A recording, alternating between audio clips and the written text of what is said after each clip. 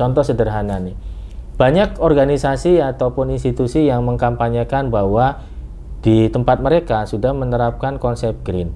Tetapi ketika dia membuat satu formwork system atau sistem begisting untuk cetakan beton itu Mas Dini, masih banyak menggunakan kayu. Berarti sesungguhnya dia tidak sesuai dong antara apa yang dikampanyekan dengan yang dilakukan. Kayak ada ininya Pak, ada story-nya kita dari mobil.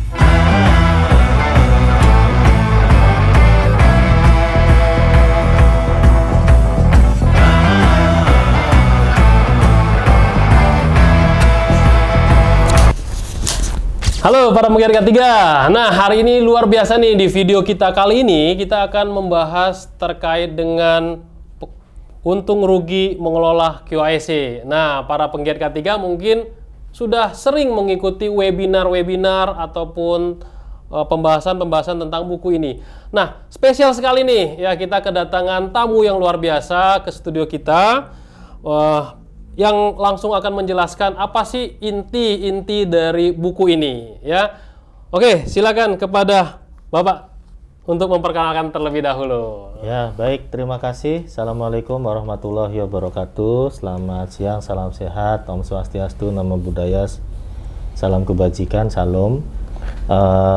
Saya izin buka masker ya Mas Denny. Insya Allah sudah 2 kali vaksin dan sudah antigen swab dengan hasil negatif. Mantap. Teman-teman sekalian, pertama saya ucapkan terima kasih atas waktu dan kesempatannya di siang hari ini bisa sharing, dan saya sangat tertarik ya dan sangat antusias tentunya, karena hakikatnya sharing adalah belajar ya, bukan sekedar kita memberi sesuatu, tapi kita juga berharap dapat sesuatu sehingga meningkatkan pemahaman dan sama-sama lah menggiatkan K3 sebagai ibadah, sebagai daya saing dalam pekerjaan kita dan untuk kemanfaatan semua orang. Mungkin itu Mas Denny untuk pembuka, silakan. Mantap sekali ya. Jadi itu teman-teman semua ya. Nah, kita akan bahas nih satu persatu dari isi dari QAEC, untung rugi mengelola QAEC ini. Nah Pak, sebenarnya tujuan Bapak itu membuat buku ini apa nih Pak? Karena banyak juga praktisi atau penggiat K3 juga banyak yang membuat buku. Tapi ini bukunya unik nih, langsung dibuat oleh praktisi langsung yang memang terjun langsung di khususnya di sektor konstruksi. Silakan Pak. Ya, makasih Mas Denny. Saya sehari-hari sebenarnya bukan penulis ya Mas Denny ya. Saya jujur sehari-hari itu sebagai pekerja sebetulnya.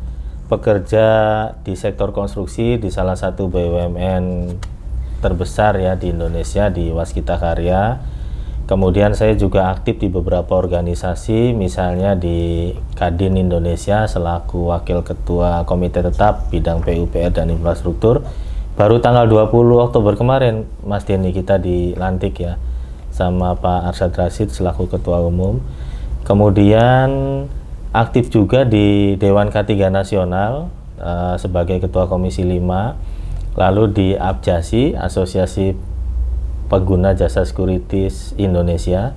Itu bagaimana kita di situ sama-sama dengan semua klaster, ada klaster industri macam-macam ya, untuk meningkatkan daya saing perusahaan dengan pengamanan dan metode yang standar. Lalu aktif juga di PAKI, Perkumpulan Ahli Keselamatan Konstruksi Indonesia selaku Ketua Departemen 2. Kemudian sama Mas Denny juga nih kayaknya di PAKI, kita satu organisasi. Luar biasa nih teman-teman. Kemudian yang berikutnya, saya juga alhamdulillah aktif di salah satu forum QAEC BUMN Konstruksi selaku Wakil Ketua Umum, yang berharap di situ selain kita juga kolaborasi dalam menyusun standarisasi K3, mutu, lingkungan dan sebagainya, juga menguatkan fungsi industri sebagai penopang utama dalam terwujudnya keselamatan bekerja dan memastikan kondisi tempat kerja aman dan selamat. Mungkin itu Mas Denny. Jadi ya sekilas dengan buku ini sebenarnya saya cerita sedikit ya. Buku ini sebetulnya dibuatnya tanpa direncanakan. Jadi pada saat saya kunjungan ke proyek, salah satu proyek tol kita di Sadang Purwakarta, Tol Japek Selatan, itu kita lagi membriefing teman-teman di lapangan gitu ya. Ini kok susah banget ya membuat konsisten. Jadi konsistensi ini yang kita amati betul. Kadang-kadang seminggu bagus, nanti hari ke-8 tidak bagus. Nanti seminggu lagi, 2 minggu lagi bagus, nanti hari N+1 tidak bagus lagi. Nah, kemudian di situ kita briefing sesungguhnya apa sih yang paling meng-approach mereka supaya mereka ini lebih aware, kemudian lebih antusias. ternyata harus kita motivasi dengan benefit dan juga impact gitu ya. Karena kalau kita tidak gugah dari situ, orang tuh asumsinya akan selalu bahwa K3 itu beban, K3 itu cost, K3 itu memperlambat, K3 itu hambatan lah, pokoknya serba negatif.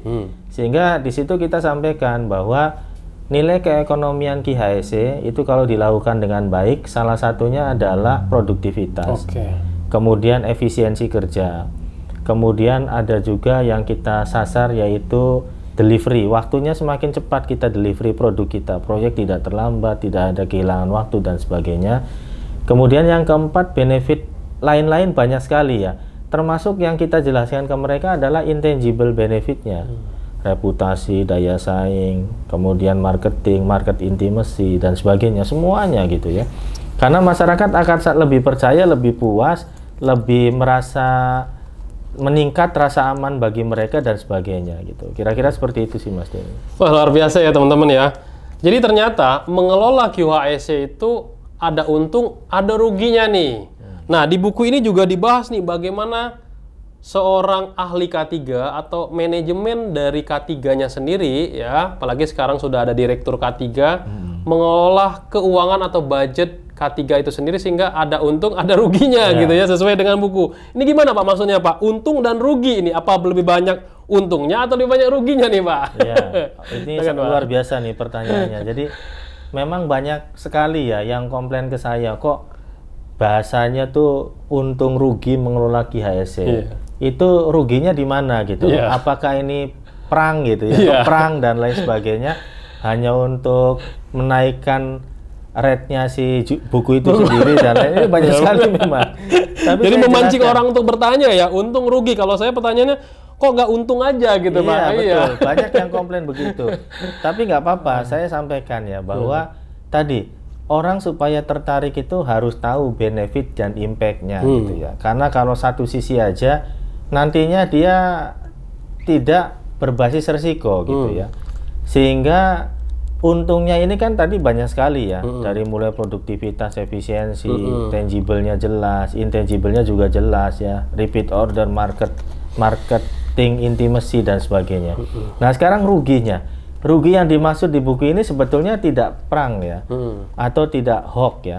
Kita juga ingin bahwa ketika KIHSE, ketika mengelola KIHSE tidak baik atau tidak konsisten atau tidak standar, maka kerugiannya juga sangat besar. Jadi maksudnya ke sana. Ruginya di sana. Bukan terus mengelola KIHSE rugi, bukan. Gitu ya. Diksinya adalah ketika mengelola KIHSE kan untung rugi mengelola KIHSE. Untungnya mengelola KIHSE tadi sudah saya sampaikan di awal.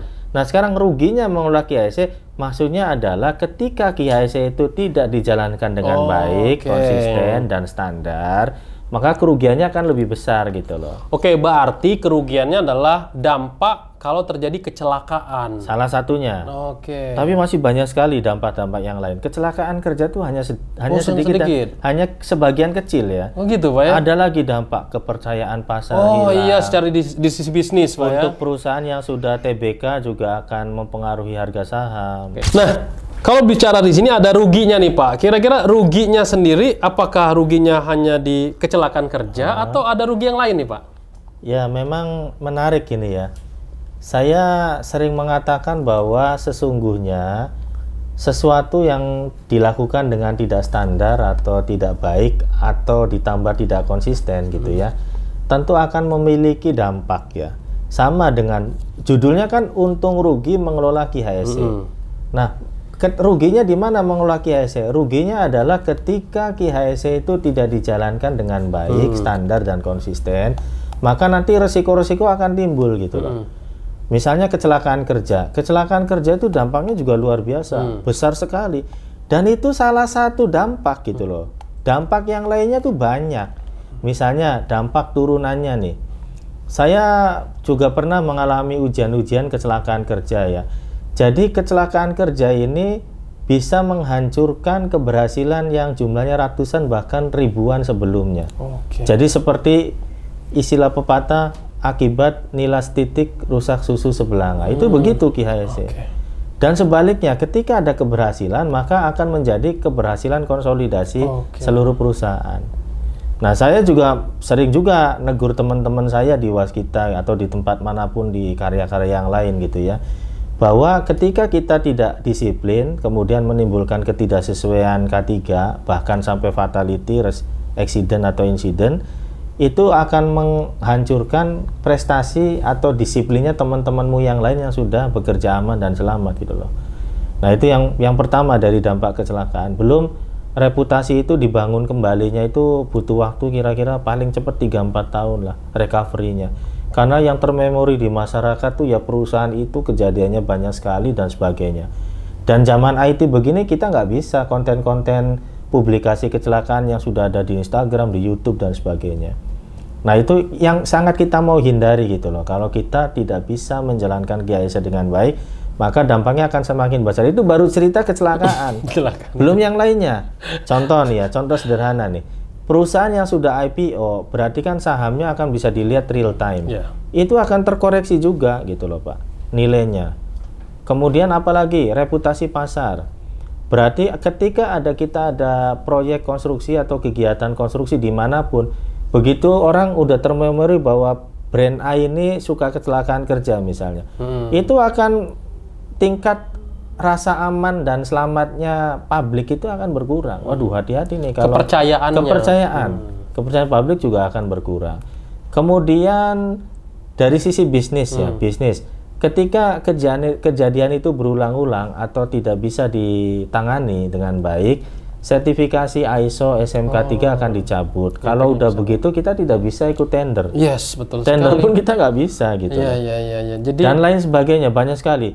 Tadi saya katakan ruginya adalah ketika kita tidak menerapkan QAIC dengan baik dan tidak hanya yang tangible, yang intangible dampak pun sangat besar terasa di perusahaan. Oke, jadi teman-teman semua, jadi untungnya tadi kalau kita mengelola QHSE dengan baik memberikan dampak positif buat perusahaan selain dari sisi keuangan, dari sisi branding, dan sebaliknya ruginya kalau terjadi kecelakaan ya, ruginya bukan dari sisi keuangan saja tapi branding yang kita harus naikkan terus, tiba-tiba terjadi ada kecelakaan, sahamnya juga bisa menurun gitu ya Pak ya, ngefeknya ke sana, ke trust, ke kepercayaan dari konsumen. Lalu Pak, kenapa ada QH-nya? Q-nya kan quality health gitu ya. Kenapa ada Q-nya nih Pak? Nah ini jadi pertanyaan juga nih Pak. Kenapa nggak safety aja? Kenapa harus ada Q and health-nya, ada environment-nya juga di sini? Nah itu Pak, gimana Pak? Oke, makasih Mas Denny. Jadi sistem manajemen itu adalah integrasi. Ya kita nggak bisa sepotong-sepotong. Sama dengan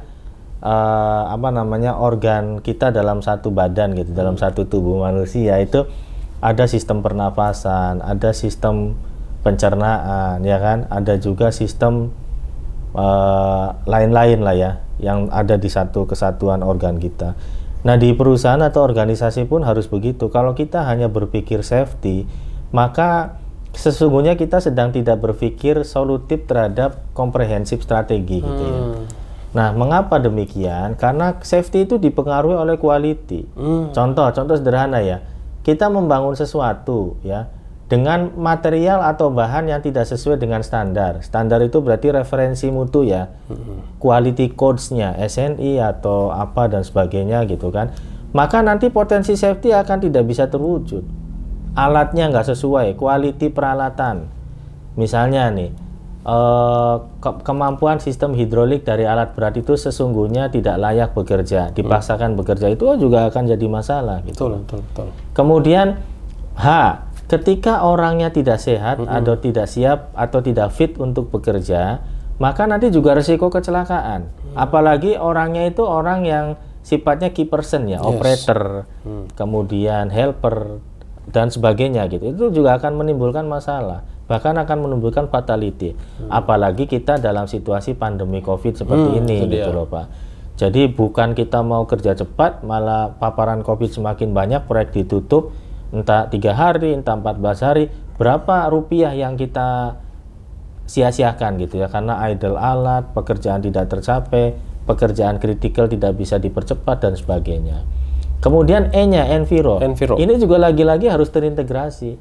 Kenapa? Karena tujuan proyek konstruksi dilakukan itu harus menjamin keberlanjutan semua pihak. Jadi ISO kan mengajarkan kita supaya kita dari mulai merencanakan sesuatu itu harus ada dasar interested parties ya, pihak-pihak yang berkepentingan dengan kita, internal, eksternal. Eksternal tentu masyarakat luas. Ya, semua aktivitas kegiatan operasi proyek kita harus sedikit mungkin menimbulkan dampak lingkungan. Kalau bisa metode kerja dan sebagainya sudah dipikirkan yang green method. Ada juga green productivity, ada juga green construction, ada juga green building, yang semuanya berwawasan lingkungan. Contoh sederhana nih, banyak organisasi ataupun institusi yang mengkampanyekan bahwa di tempat mereka sudah menerapkan konsep green. Tetapi ketika dia membuat satu formwork system atau sistem begisting untuk cetakan beton itu Mas Dini, masih banyak menggunakan kayu. Berarti sesungguhnya dia tidak sesuai dong antara apa yang dikampanyekan dengan yang dilakukan. Dan dampaknya apa? Dampaknya tidak hanya biaya. Kayu itu kan memotongnya semakin sering. Nanti begitu salah potong jadi sampah. Sampah. Terus sumbernya dari mana kayu? Dari hutan, pohon. Berarti konsep reboisasi dan sebagainya tidak terjadi, ya kan? Keberpihakan terhadap lingkungan juga tidak. Potensinya apa? Banjir dan lain sebagainya, penggundulan lahan dan sebagainya. Makanya KIHSE itu harus dijalankan secara utuh, terintegrasi. Kita tidak bisa dikonstruksi hanya berpihak pada S-nya saja atau H-nya saja atau Q-nya saja atau bahkan environnya saja, karena semuanya saling terkait dan semuanya saling mempengaruhi. Itu Mas Denny. Bahkan ada kaitannya juga dengan security, Pak ya, ditambahin lagi ujungnya S gitu ya. Security itu gimana Pak maksudnya? Ya, itu. Kebetulan saya kan selaku sekjen di APJASI. APJASI itu Asosiasi Pengguna Jasa Security Indonesia. Anggotanya tuh ada 14 klaster, ada klaster pertanian, ada klaster industri tambang, ada industri pupuk, industri semen, industri konstruksi, ada industri farmasi dan sebagainya, banyak sekali di situ. Tapi kita ingin bahwa pengamanan juga salah satu hal yang harus diperhatikan. Kenapa? Itu juga mempengaruhi KIHSE pengamanan. Contohnya gini, semua sistem dan perangkat-perangkat KIHSE sudah ada di lapangan, sudah teruji hasilnya, konsistensinya. Ketika ada satu personil saja yang tidak aware atau peduli terkait dengan sasaran dan prinsip pengamanan, itu akan jadi berantakan semua gitu loh. Misalnya nih, kita udah bagus dalam satu proyek, KIHSE udah terkendali, tiba-tiba ada proteksi pengamanan masyarakat sekitar yang tidak menggunakan APD karena mereka kan tidak tahu ya resiko dan sebagainya. Terus tiba-tiba dengan mudahnya masuk ke lokasi gitu loh. Dia nggak ngerti kalau scaffolding itu tidak boleh digeser-geser atau dipegang tidak dalam kepentingannya gitu ya. Nah kemudian dia join pin-nya dibuka karena iseng gitu, atau pengikat bracing-nya itu dibuka gitu ya. Nah akhirnya apa? Tidak ada prinsip-prinsip kekakuan lagi dalam sistem scaffolding. Akhirnya apa? Ya resiko fatality. Pada saat pengecoran ternyata ada potensi tidak kuat, ambruk dan sebagainya. Oke, jadi kalau kita kaitkan dengan sistem, Q-nya itu berarti ISO 9001-2015 Pak ya. Betul, tentang mutu. Mutu. Health and safety-nya di ISO 45001 versi 2018. Lalu environment-nya di ISO 14001 2015. Lalu yang K3 juga ada juga yang SMK 3 PP 50 2012. Dan yang security-nya dari Perkap Pak ya? Sekarang udah berubah Mas Denny. Kalau dulu kan Perkap, sekarang menjadi Perpol 07 2019. Jadi langsung dari kepolisian, Polri ya, untuk memastikan bahwa tugas pengamanan dan metodenya tuh harus sama.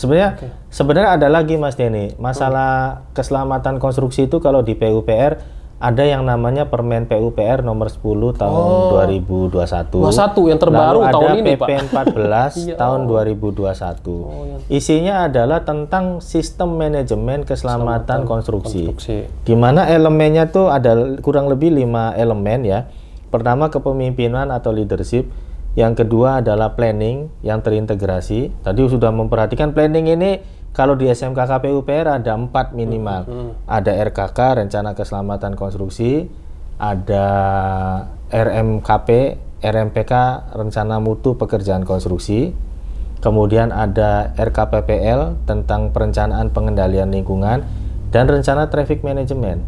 Karena di SMK KPUPR itu mengenal K4. yaitu keamanan, keselamatan, kesehatan, dan keberlanjutan. Nah, di keamanan ini juga menyangkut public safety. Keberlanjutan menyangkut kepedulian terhadap lingkungan, tadi ramah lingkungan dan sebagainya. Lalu di keselamatannya itu juga tidak hanya berpaku pada keselamatan pekerja dan keselamatan pengendalian propertis aset saja atau alat-alat saja, tapi juga menguatkan konsep keselamatan keteknikan.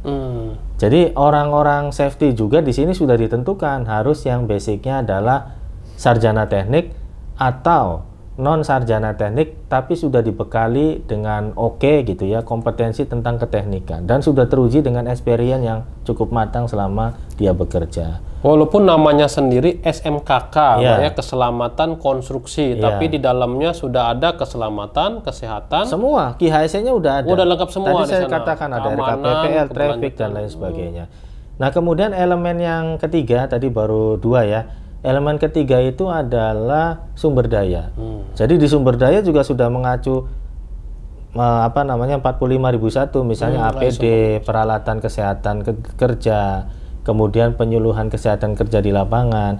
Lalu terkait dengan mutu, pasti kompetensi personil, standar kompetensi peralatan, kalibrasi alat dan sebagainya itu juga sudah ada.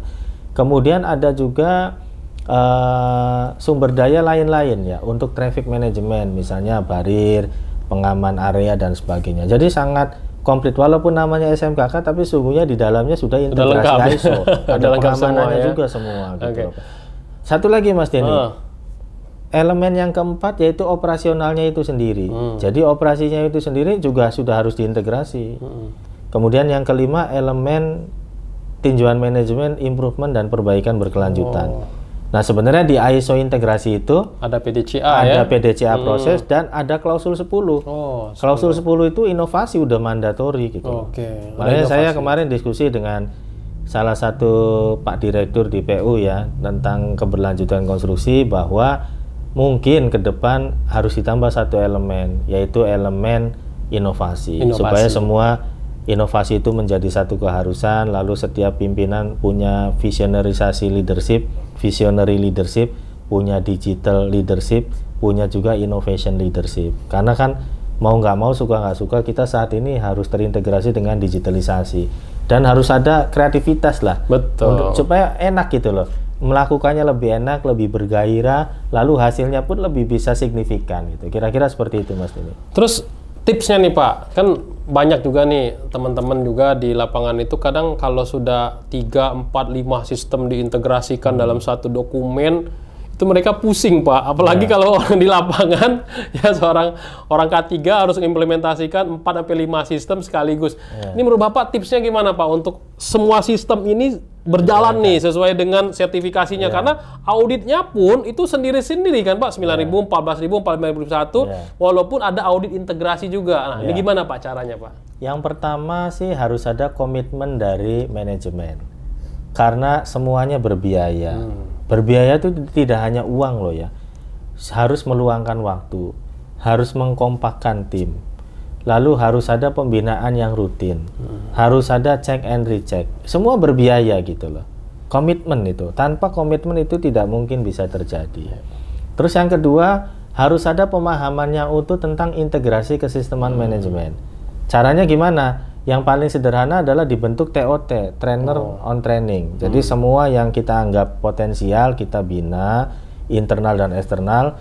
Nanti begitu sudah oke, dia menularkan kepada populasi atau komunitas yang lebih kecil lagi atau unit yang lebih kecil lagi, sehingga sampai ke bawah pun sosialisasi akan terus menerus dan insya Allah akan ada peningkatan pemahaman. Kemudian di integrasi ISO tadi sebenarnya klausulnya sama kok, berbasis PDCA proses.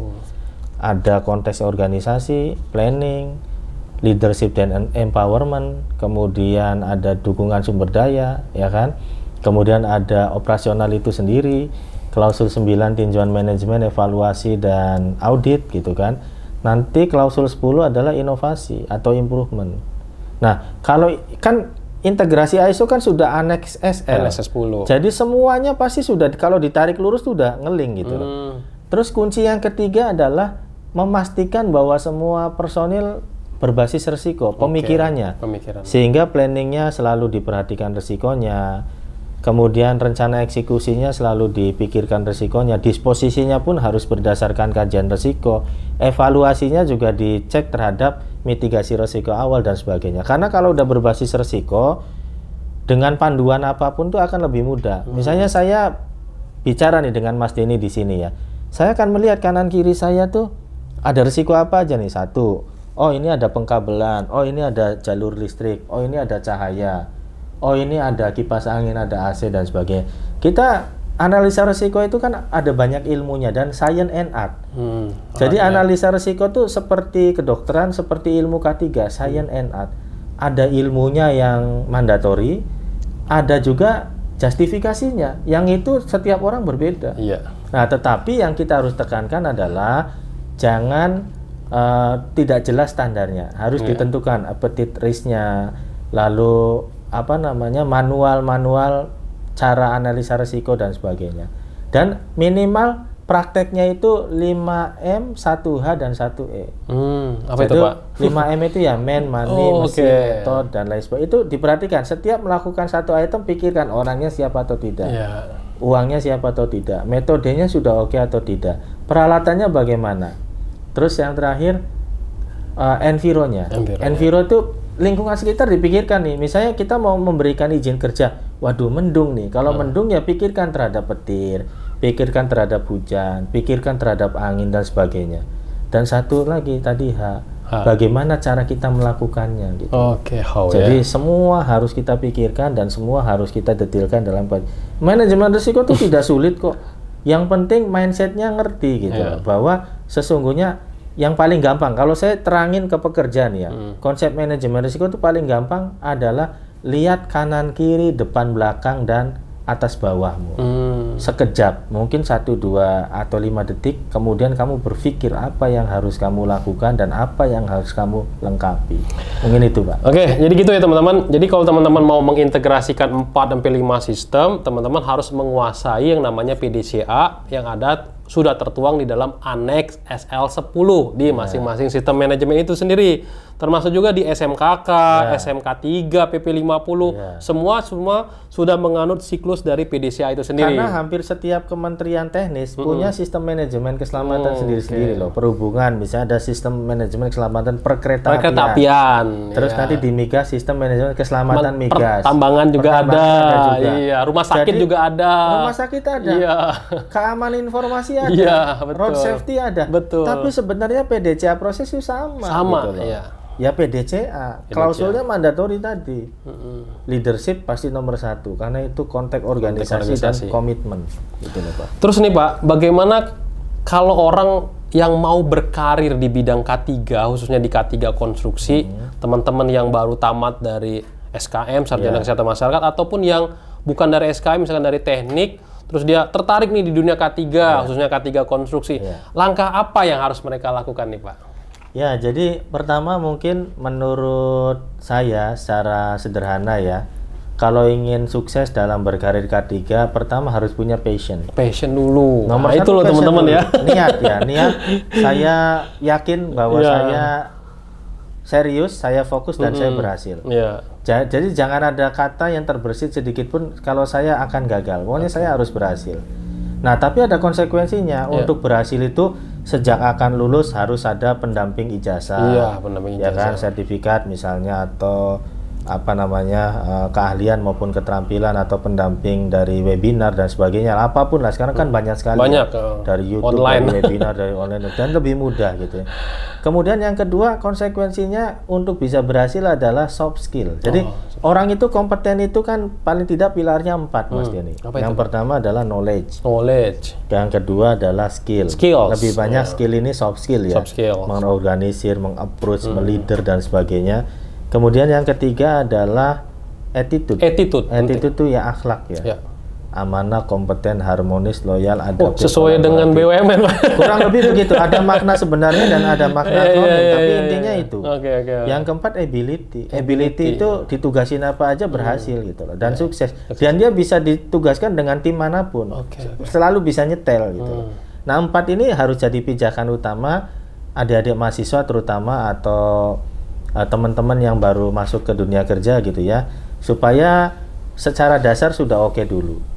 Kemudian tadi konsekuensi berhasil setelah ada passion itu harus mau belajar. Mau belajar. Mau belajar, ngulik-ngulik lah ya. Belajar membaca, belajar memahami regulasi, bertanya kalau tidak tahu. Terus harus pede juga. Pede itu penting. Karena orang pede biasanya orang yang mengisi dulu. Tapi jangan pede yang konyol. Pede konyol belum diisi tapi udah pede, ini kan akan jadi mendowngrade si personil itu sendiri gitu loh. Ya kan? Terus yang berikutnya yang penting supaya berhasil adalah harus mau ditugasin untuk tugas apapun. Walaupun tidak selalu berhubungan dengan K3. Karena sesungguhnya penugasan itu adalah learning yang paling efektif. Kita ditugasin apapun walaupun tidak pada bidang kita, itu sesungguhnya adalah learning dengan goal yang terefektif menurut saya ya. Karena di penugasan itu kita berkoordinasi dengan disiplin pendidikan manapun, orang dengan karakter seperti apapun gitu ya, dan juga dengan waktu yang dibatasi. Jadi insya Allah kira-kira ya sedikitnya itu yang mungkin bisa disiapkan supaya nanti berhasil, kemudian tidak gagal dan cepatlah karirnya. Karena saat ini kan terbuka sekali potensi dan karir K3. Bahkan sudah ada direktur khusus yang menangani masalah K3. Ya, luar biasa ya. Kalau dulu kan K3 hanya ada di direktur perusahaan penerbangan, direktur quality and safety and security. Kalau sekarang di konstruksi sudah ada. Dulu K3 di cuman undernya HR Pak ya? Dulu begitu. Nah sekarang sudah independen. Independen itu ada di lehernya kepala proyek dan dia powerful ya. Bisa stop pekerjaan. Oh dulu tuh di lehernya Pak ya? Dulu di bawah divisi, dulu di bawah HR atau di bawah fungsi-fungsi lain yang relatif tidak independen. Tapi sekarang atasan langsungnya kalau di proyek itu ya kepala proyek dan atasan langsung tidak langsung ke atasnya ke senior VP sampai ke direktur. Jadi ke atas supaya independen dan powerful, ke samping supaya empowerment dan bisa teamwork tadi gitu ya. Tapi kalau di organisasi peran K3 itu ada project manager. Apakah masih tetap di leher atau dia sejajar dengan project manager dan melaporkan ke kantor pusat, Pak? Nah, ini. Jadi secara organisasi struktural, dia di bawah project manager tapi di lehernya. Oh, di leher. Supaya dia juga independen dan kuat terhadap manajer lapangan yang non KHSE. Kan ada manajer operasi, ada manajer pengadaan, ada manajer kontrak, ada manajer engineering. Jadi dia setara. Untuk kepentingan K3 atau KHSE, orang ini lebih tinggi dibanding site manager. Wewenangnya maksudnya, wewenang pengendalian dan mungkin strategi untuk stop pekerjaan dan sebagainya gitu ya. Nah, tetapi dia juga punya atasan tidak langsung yang ke atas. Yang ke senior VP dan direksi. Apa fungsinya? Ketika ada satu hal yang menurut kacamata KHSE itu berbahaya atau potensi ketidaksesuaian, sudah disampaikan, tidak didengarkan, apalagi tidak dijalankan, maka dia akan naik banding. Naik banding ke atas dan biar atasannya langsung yang bisa negur. Kepala proyek dalam artian positif ya, untuk kebaikan dan mengamankan resikonya. Gitu. Kadang gini juga nih Pak, kadang orang K3 di proyek itu menjadi mandul ibaratnya ya, dia nggak punya power ketika misalkan mengajukan APD, dibilangnya nggak ada budget nih gitu kan. Ngajuin ini nggak ada budget nih, kan kesel juga nih Pak orang K3 nih Pak. Jadi memang dia punya fungsi bisa lapor ke atas supaya bisa negur gitu Pak ya. Iya, jadi apalagi di SMKK tadi di PUPR ya, itu sudah ada itemisasi biaya. Udah ada surat budgetnya ya. Budgetnya sudah ada teritemisasi sendiri. Ada surat edaran nomor 11 tahun 2019. Jadi ada 9 subkomponen biaya, mulai dari sumber daya, kompetensi personil, kemudian peralatan untuk kesehatan kerja, tinjuan manajemen dan lain-lain, termasuk APD, APK dan turunannya. Di situ ada. Bahkan untuk tender yang sifatnya sistem gugur, ketika kontraktor atau penyedia jasa atau peserta tender tidak menghitung karena lupa, itu maka langsung gugur tendernya. Itu sebegitu kuatnya komitmen Kementerian PUPR untuk mengendalikan keselamatan konstruksi. Nah, terus kalau tendernya sistem merit point atau tidak gugur tapi berdasarkan penilaian yang klasifikasi gitu ya, maka nilainya bisa saja menjadi 0 nilai teknisnya. Karena apa? Karena tidak dihitung, dianggap tidak patuh atau tidak mengerti. Nah, ketika kondisinya dihitung namun tidak detail atau tidak lengkap, itu tidak gugur. Tapi kalau dia menang tendernya, fisiknya tetap diminta. Salahnya dia dong nggak menghitung gitu loh. bisa pengajuan perbaikan untuk Nggak bisa. Oh, nggak bisa lagi. Bisa. Budget adalah udah. yang dikunci berdasarkan kategori pekerjaan yang dihadapi. Nah, ada peluang sebetulnya sejak pandemi sesuai Inmen PUPR 02 2020 tentang adendum terkait dengan dampak pandemi. Bisa waktu, bisa biaya. Nah, nanti akan dirasionalisasi dan dicek bersama apakah itu layak untuk dijadikan adendum gitu loh, seperti itu. Nah, paling sering ditanyakan pada saat webinar ataupun pada saat seminar-seminar mengenai budget. Ini sering juga nih Pak, kalau misalkan orang marketing mau tender, ya, lalu bertanya nih kepada orang K3, kita mau tender nih, kira-kira budgetnya berapa persen dari nilai kontrak? Ada nggak Pak perhitungan yang cepat, yang bisa menghitung cepat budget K3 untuk tender itu berapa persen Pak dari nilai kontrak atau nilai pagu gitu Pak? Ya oke, bagus sekali nih ya pertanyaannya, mungkin mewakili teman-teman di lapangan ini ya. Jadi Kementerian PU itu sebegitu kuatnya mendukung sistem manajemen keselamatan konstruksi sudah mengeluarkan surat edaran Menteri PUPR nomor 11 2019. Isinya itu ada 9 sub item pengelompokan biaya keselamatan konstruksi ya. Dan itu sudah jelas gitu loh. Kalau dia di tender sistem gugur tidak dihitung tuh gugur tendernya. Kalau sistem merit point tidak dihitung, maka nilai teknisnya bisa 0. Artinya potensi gugur gitu ya. Kalau dia dihitung tidak lengkap, ada yang tidak diisi oleh dia, tidak gugur. Tapi kalau dia menang tendernya dengan posisi seperti itu, tetap diminta fisiknya. Misalnya kita lupa tidak menghitung APD APK, ya di lapangan tetap diminta APD APK, resikomu gitu loh. Itu sebegitu kuatnya Kementerian mendukung kita ya. Nah, kemudian bagaimana strateginya untuk memastikan kompetitif harga biaya K3 kan karena mempengaruhi Pak harga penawaran. Nah, pertama yang bisa dilakukan adalah dibentuk standarisasi biaya K3 atau keselamatan konstruksi tingkat perusahaan. Kita klaster misalnya pekerjaan jalan dan jembatan nilai kontrak di atas 500 miliar. Di waskita sudah ada SK Dirutnya. Nilainya sekian persen sampai sekian persen. Ada batas-batas, batas bawah. Kita nggak bisa plug ya, karena tergantung resikonya. Berarti, Pak, ya, resiko yang dihadapi di lapangan. Gedung berapa persen sampai berapa persen. SDA bangunan sumber daya air berapa persen. Lalu EPC proyek-proyek yang engineering procurement berapa persen sampai berapa persen. Yang terakhir lain-lain yang tidak dalam kategori 4 tadi dikelompokin di kelompok lain-lain itu berapa persen sampai berapa. Tapi itu pun tergantung tingkat kompleksitas pekerjaan. Jalan tol dan jembatan misalnya. Jalan tol kan ada yang at grade, ada yang elevated. Elevated contohnya Japek elevated, Becakayu. Untuk yang at grade misalnya ada di tol Trans Jawa yang Batang Semarang dan sebagainya, di luar jembatannya ya. Itu mungkin angkanya juga akan beda-beda dan kita harus terstandarisasi. Itu sudah ada SK-nya di waskita, SK Dirut. Nah, caranya supaya marketing aware ya harus ada data ini loh, udah SK Dirut, kamu tidak bisa dilanggar. Nah, tetapi ada strategi pemenangan supaya kompetitif, yaitu kelolalah semua peralatan QHSE yang tidak habis pakai supaya bisa digunakan kembali dan didaya gunakan untuk efisiensi. Owner terbantu juga. Loh iya dong, kalau pagunya owner misalnya 1%, ternyata kita bisa nawar di bawah 1% tapi kompetitif, bisa dibuktikan di lapangannya langsung perform, kan value bagi owner dan value bagi kontraktor gitu loh. Itu yang kita namakan value engineering di bidang QHSE. Bagaimana owner juga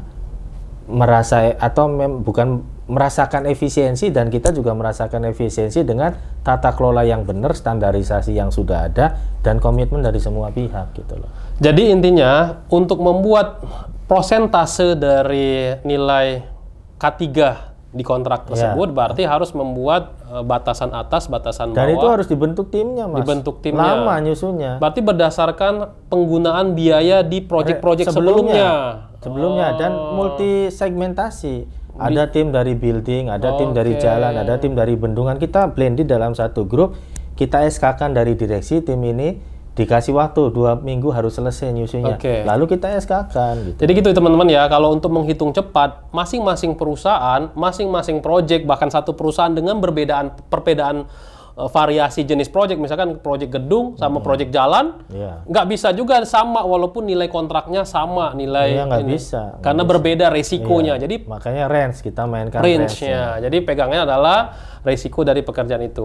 Oke nih Pak, terakhir pertanyaannya nih Pak, bagaimana nih Pak tips-tipsnya nih bagi teman-teman yang ada di luaran sana sebagai praktisi K3 konstruksi agar dapat menjalankan K3 ini dengan baik. Karena apa?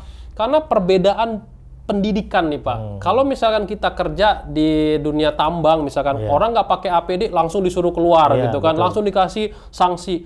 Tapi kalau kita kerja di konstruksi, kalau ada orang melanggar kita langsung kasih sanksi, wah. Mau pulang bisa ditusuk Pak kita Pak, dihadang. Iya bisa bubar proyeknya. Ini gimana Pak untuk mengatasi perbedaan pendidikan nih, apalagi pekerja harian yang ya kita nggak tahu dia sekolah apa enggak itu gimana Pak tipsnya Pak untuk pekerjaan konstruksi? Ya makasih Mas Denny. Jadi memang konstruksi ini sektornya sangat unik ya, sangat unik itu mungkin agak berbeda dengan sektor yang lain. Pertama tadi, kita tuh semua yang terlibat di konstruksi berdasarkan multidisiplin yang banyak sekali, keterampilan yang berbeda-beda. Yang kedua, pendidikannya juga mohon maaf mungkin terbatas ya. Ada yang punya keterampilan canggih, tapi secara pendidikan formal ya menengah ke bawah lah ya. Ada juga turnover ya, tingkat perputaran pekerjaan karena saking banyaknya item. Kalau gedung kan itemnya naik vertikal, walaupun tempatnya di situ-situ aja. Nah kalau tol itu kan memanjang ratusan kilo. Kalau bendungan tempatnya spesifik, tapi resiko lingkungan dan sebagainya besar juga. Jadi macam-macam karakternya gitu loh. Nah clue atau strateginya supaya menuju ke berhasil atau sukses, saya pikir kita lakukan 5K. K yang pertama itu adalah komitmen bersama. Itu harus dari dirut sampai OB.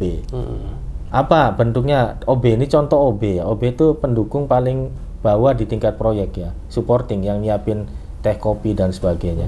Ya saya bilang ke OB, kamu kalau ditanya sama semua orang jangan bilang kamu OB. Kamu tuh adalah bagian dari tim proyek ini untuk kemajuan bangsa dan negara dan menciptakan karya monumental yang akan dinikmati oleh anak cucu. Kita udah doktrin tuh oleh OB-OB kita. Supaya dia juga setiap hari bertindak sebagai waskita yang sama levelnya, yaitu level untuk mensukseskan keselamatan dan kesehatan kerja di proyek itu gitu loh.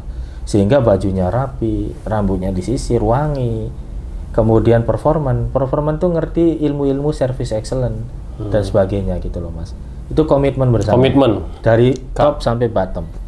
Yang kedua adalah kedisiplinan. Disiplin waktu, disiplin kerja task force, disiplin SOP, disiplin instruksi kerja, dan disiplin untuk tidak melakukan hal-hal yang sifatnya berisiko terhadap sasaran quality dan HSE. Tidak melakukan substandar, activities, tidak melakukan kerja sektoral, tidak melakukan bad planning dan sebagainya. Itu disiplin Mas. Terus yang ketiga adalah keteladanan, role model. Role model itu ciri-ciri leadership, bekerja dengan cara mencontohkan. Jadi nggak usah teriak-teriak, yang penting kamu contohkan apa tuh, insya Allah anak buahmu akan berhasil. Saya bilang nih sama teman-teman di lapangan, role model tuh sebenarnya kuncinya 2. Yang penting kamu mencontohkan kebaikan-kebaikan dan tidak harus dengan teriak-teriak, ya. Terus yang kedua, menjaga betul prinsip bahwa filosofi tidak ada anak buah yang gagal. Kalau gagal sesungguhnya kegagalan pemimpin. Dan satu lagi, filosofi yang berikutnya adalah tidak ada pemimpin yang berhasil. Kalau berhasil sesungguhnya keberhasilan tim. Sehingga yang bawah Tutwuri Handayani gitu loh. Ketarik. Yang bawah dorong, yang atas mayungi dan mendukung, yang tengah itu menjadi fasilitator untuk kemajuan tim gitu loh Pak. Itu yang ketiga ya, role model atau keteladanan. Yang keempat adalah kompak. Teamwork. Teamwork. Yang kelima konsisten. Nah konsisten ini penting ya, karena saya juga sebagai santri nih, santri itu dulu pernah pesantren di Buntet pesantren ya, di Naruan, di Rembang salah satunya, itu diajari bahwa al-istiqomatu khairum min alfi karomah. Jadi konsistensi itu lebih baik dibanding 1000 keramat. Satu keramat aja luar biasa. Asal konsisten, istiqomah gitu loh. Karena tadi IHSE itu adalah komitmen dan konsisten. Orang komit saja tidak konsisten bisa saja terjadi kapan saja. karena QIC juga perang gerilya, nggak ada kemenangan yang hakiki. Mas Denny 1000 hari berhasil, belum tentu hari ke 1001 itu pasti berhasil kalau tidak komitmen. Iya, betul. Kalau tidak konsisten. Tidak konsisten. Kan? Jadi dua-duanya harus dikawinkan ya, antara komitmen dan konsisten. Nah, kuncinya apa? Kuncinya people, orang. People, orang, prosesnya diamati, teknologinya juga dipilih yang tepat, inovasinya jalan, lalu transformasi. Jadi people, proses, teknologi, inovasi, dan transformasi. Wah, luar biasa ya teman-teman ya. Wah, kayaknya harus berjam-jam lagi nih kita membahas tentang nanti K3. Kita bahas lagi di sesi yang lain, Mas Denny. Nanti kita akan bahas lagi teman-teman semua, mungkin ada di session-session mengenai webinar atau kita undang lagi nih Pak Subhan nih. Nah, yang pasti nih kita sangat berterima kasih kepada Pak Subhan. Teman-teman bisa menikmati ya buku ini secara digital. Teman-teman silakan install di aplikasi Mika Pro, cek di Play Store ataupun App Store-nya, lalu nanti masuk ke bagian modul K3 ya. Nanti bisa dibaca terkait dengan untung rugi mengolah QIC ya. Oke, terima kasih kepada Pak Subhan atas bantuannya hari ini, atas sharing ya untuk bagaimana kita bekerja secara untung nih ya kan mengelola QIC. Oke, teman-teman semua, kalau merasa video ini adalah video yang menarik, silakan di like, di subscribe ya, jangan lupa, dan di share ke teman-teman yang lain, ke Facebook, ke IG, agar video ini menjadi video yang bermanfaat. Kalau ada pertanyaan, tinggalkan komen di bawah ya. Oke, see you, salam safety. Makasih teman-teman.